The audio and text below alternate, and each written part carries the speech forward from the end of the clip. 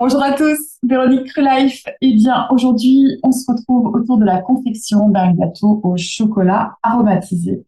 Donc, pour ma petite famille, j'ai choisi framboise chocolat. Mais vous pouvez le faire avec du citron, vous pouvez le faire avec de l'orange, vous pouvez le faire avec de la myrtille. Voilà, vous pouvez le faire avec plein de choses. La mangue aussi, ça se marie très bien. Voilà, donc plein de déclinaisons.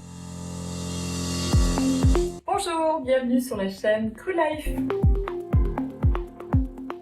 La première partie est une base que j'aime beaucoup, que vous connaissez puisque je l'utilise dans beaucoup de recettes. C'est un peu la base du brownie.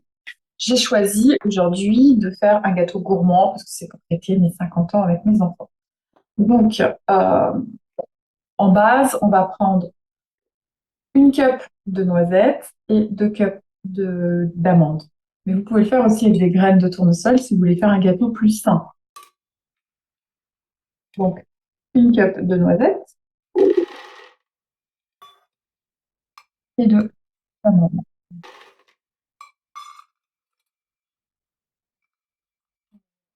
Je vais toutes les mettre. Hop. 2 cuillères à soupe de caroube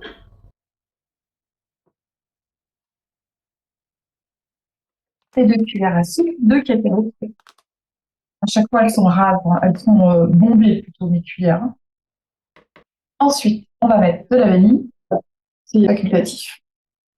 Mais dans mes recettes, il y a toujours de la vanille. Bon, déjà, je vais finir le pot.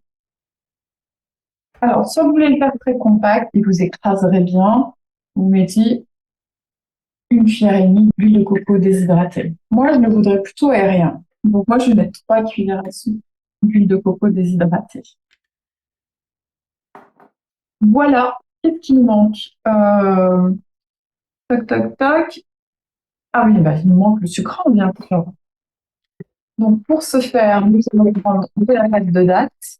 Donc, j'aime bien celle-ci. Un gros défaut, c'est que on n'arrive jamais à la défaire. Alors, d'ailleurs, je vais mettre une lunette, ce sera plus simple. Et elle colle un peu, mais elle a bon goût. Pâte de date moelleux. C'est Filia, la marque. Je trouve ça en magasin bio frais.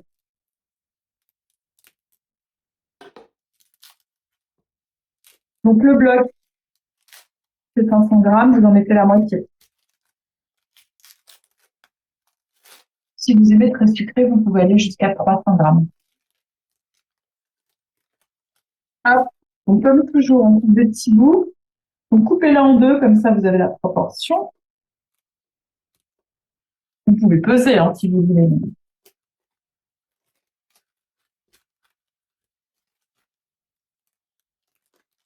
Et après, vous coupez des petits bouts que vous répartissez.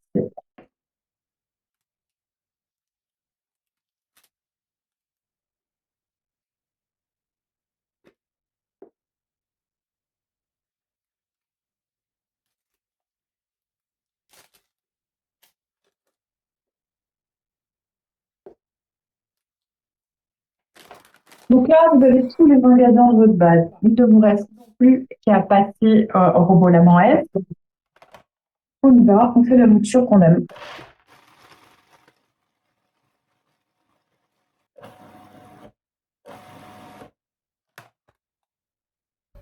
Voilà, moi je l'aime bien avec des bons grains. Donc là, vous allez prendre votre moule.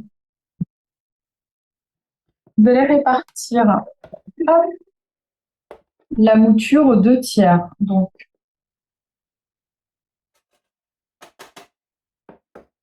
2 tiers dans le fond.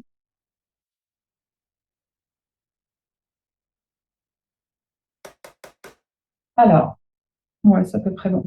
Dans la répartition, on tapote pour répartir. Je presse un peu, pas beaucoup. Je lisse plutôt. Que la base soit quand même étanche. Voilà. Ça, vous mettez au frigo. Et on va faire notre petite mouture pour la dernière couche. Une petite mouture légère. Donc ça, c'est vraiment une idée sympa de faire deux moutures différentes parce que ça n'a pas la même mâche. C'est comme si vous faisiez deux techniques de gâteau différentes, donc c'est plutôt chouette. Allez, encore un petit peu.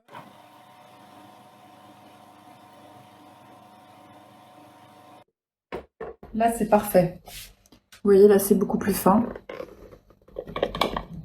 Donc ça, vous réservez, ce sera l'avant-dernière couche. Alors ensuite, on va préparer notre couche à la framboise. Moi, je la veux bien ferme. Vous pourrez choisir entre 4 et 6 grammes de agar-agar, d'accord, pour la texture. Moi, je le veux bien ferme, parce que je trouve que c'est sympa, ça ajoute une texture un peu gélatineuse. Les enfants aiment bien ça, donc après, si vous préférez un peu plus compoté, vous mettez que 4 grammes, d'accord? Donc là, petite framboise bio congelée, 300 grammes. Vous en trouvez un peu partout. Vous allez ajouter de l'extrait de vanille, voilà, bien parfumé. Vous allez ajouter une cup de sucrant, donc soit du sirop d'agave, soit du sirop d'érable à votre convenance. Si vous préférez acidulé, vous pouvez en mettre moins. Alors là, vous avez le choix. Soit vous voulez faire disparaître les graines et vous mixer davantage. Moi, vu que je vais faire quelque chose d'assez gélatineux, je préfère garder les graines de framboise. Voilà, c'est mon choix. À vous de tester ce qui est plus sympa pour vous. Moi, j'aime bien comme ça. Je vais en mettre juste un petit coup. Pas la peine d'avoir un blender super puissant. Là, c'est un petit blender tout simple. Ensuite, vous allez prendre une demi-cup d'eau. Vous allez mettre dans votre petite bouilloire spéciale agar-agar. Vous allez mettre entre 4 et 6 grammes de agar-agar en fonction du résultat souhaité. Vous versez dans votre préparation. Vous pouvez même peut-être faire.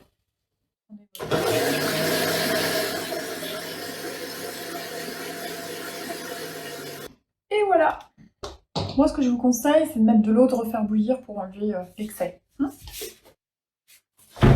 Alors, c'est pas compliqué. Vous allez verser donc sur votre première couche. Voilà. Vous répartissez. Et de nouveau au frigo. Alors là, il vous faut attendre que ça prenne pour pouvoir mettre la troisième couche, d'accord? Pendant ce temps, on va préparer la ganache finale. Alors, deux options, soit on la fait tout cacao, soit on la fait cacao caribou. Et ben, on va commencer par la vanille, tiens, hop. Donc, vous dosez à votre convenance. Hop, alors après, il nous faut une grosse cup de sucrant. J'aime bien ce conditionnement là, parce qu'en fait, on peut aller chercher la matière. Du coup, il n'y a pas de perte. Vous voyez, ils sont tout mous. Donc, c'est facile de presser et de tout récupérer du coup. Là, prenez un puissant. On veut quelque chose de lisse, de beau, de propre. On va mettre une bonne cup de cacao ou de cacao caribou. On gardera l'huile de coco pour la fin. Moi, j'aime bien commencer par préparer déjà bien mélanger ces deux éléments. Enfin, 3 puisqu'il y a la vanille.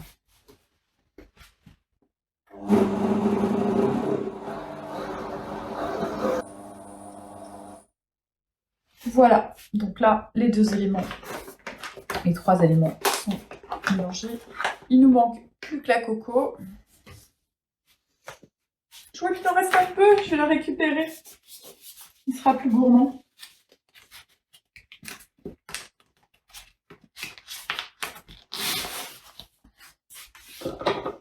Hop, ce sera encore meilleur. C'est dommage de gaspiller. Même si c'est pas beaucoup.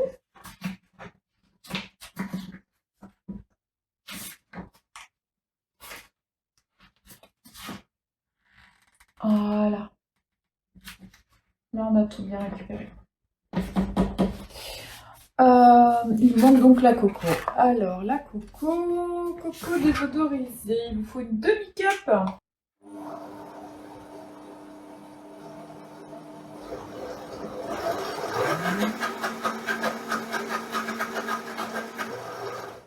Alors, si vous la voulez bien marbrée, il faut qu'elle soit bien mélangée. Parce que s'il en reste sur les bords, et que sur les bords, il y a par exemple un peu plus de coco, ça va faire des traces, ce sera pas joli, ça fera pas une belle ganache.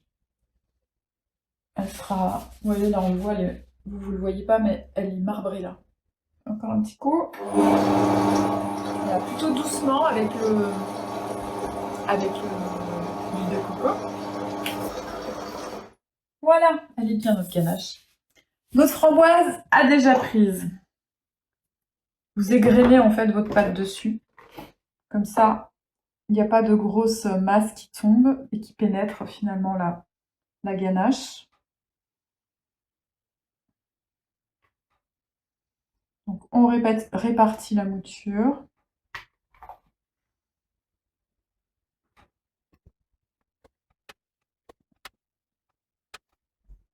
Donc là, on va pas s'amuser à la presser hein, du tout. Hein. Là, on cherche juste à répartir pour que ça fasse bien une couche. Et après, vous n'avez plus qu'à couler votre ganache. Donc répartissez-la bien. On a juste la bonne quantité. Donc moi, je vous conseille de commencer par le centre.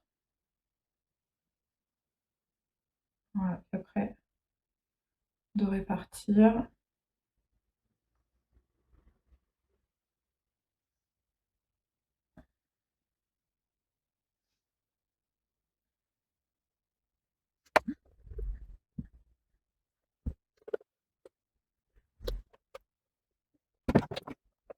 J'adore cette ganache. Elle est top.